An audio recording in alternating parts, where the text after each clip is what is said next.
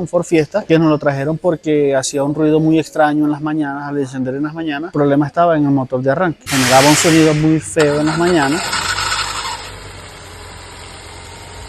Al diagnosticarlo, pues nos dimos cuenta que el motor de arranque ya estaba prácticamente pidiendo un mantenimiento, un servicio, y pues al destaparlo nos damos cuenta que ya las escobillas estaban bastante desgastadas. Internamente pues ya le hacía falta su mantenimiento, el bendy estaba fallando y el automático ya había llegado a su límite ya de trabajo, ya estaba también para hacer cambios. No tenía la misma fuerza para activar el motor de arranque, y acá tenemos los repuestos, el juego de escobillas nuevas, el bendy nuevo, y acá está el automático. Lo que nos queda es lavarlo, hacer mantenimiento, su grasa nueva acá en unos piñones que lleva acá. Aquí lleva unos piñones donde lleva una grasa especial para ella, y ya, y volver a armar todo otra vez.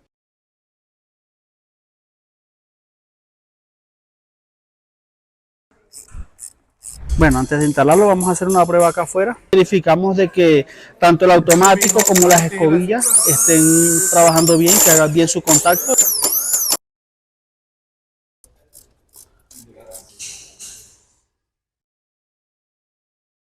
Listo, ya finalizamos de armar todo, hicimos la prueba y perfecto. Ya el carro prende normal sin generar ese ruido tan feo que hacía al principio, y ya, solo nos queda entregarlo.